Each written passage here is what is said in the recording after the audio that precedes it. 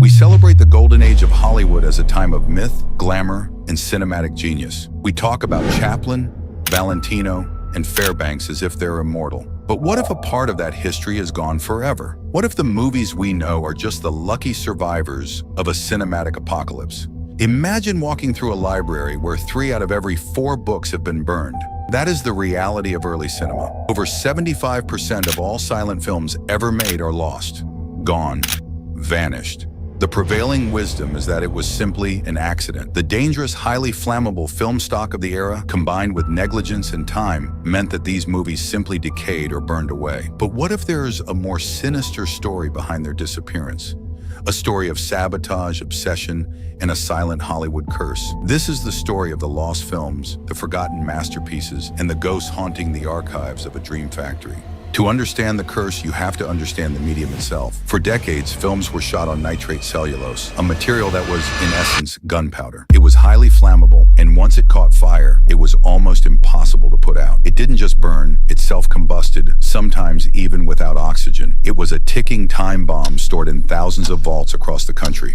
This led to catastrophic fires. The most famous was the 1937 Fox Vault fire, which destroyed nearly a third of all silent films produced by the studio. But it wasn't just fires. Studios, often viewing their films as a temporary product, would routinely melt down old prints for their silver content. They were literally erasing history for a few extra dollars. But while many were lost to pure negligence and decay, some vanished under circumstances that were far more suspicious. One of the most legendary lost films is the 1927 horror masterpiece, London After Midnight. It starred Lon Chaney, the man of 1,000 faces, in a truly terrifying performance as a vampiric detective. For decades, cinephiles have searched for any trace of it. The film was believed to have been destroyed in that devastating Fox Vault fire in 1937. But the story doesn't end there. Film historians point to rivalries between studios and the fact that other copies of films from the same era survived. So, why was London After Midnight singled out for destruction? The film's original negative and prints were owned by MGM, but by the time of the fire, they had been transferred to Fox for storage. Was it just a random casualty, or was it the target of a studio rivalry gone wrong? No one knows. All that remains is the script, a few stills, and the chilling memory of a vampire detective who has never been seen again. Then there's the story of Erich von Stroheim and his 1924 masterpiece, Greed. Von Stroheim was an obsessive director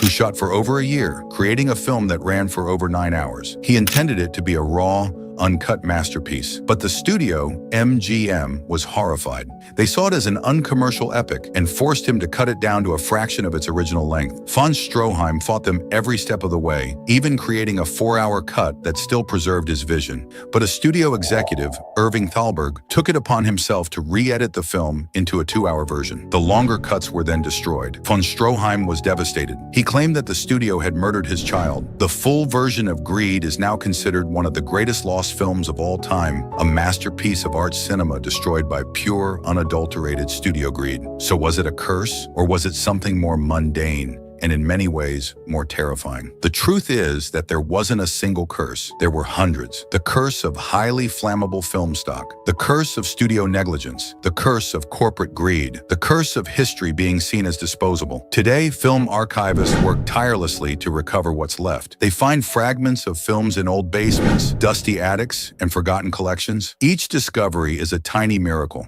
a victory over the forces that conspired to erase our past. The tragedy of the lost films isn't just that we can't see them. It's that an entire era of human creativity, emotion, and storytelling has been systematically erased. It's a chilling reminder that our legacy is fragile and the stories we create can vanish just as quickly as they appear. The curse of Hollywood's lost films isn't just about what we can't watch. It's about all the stories we can never tell again.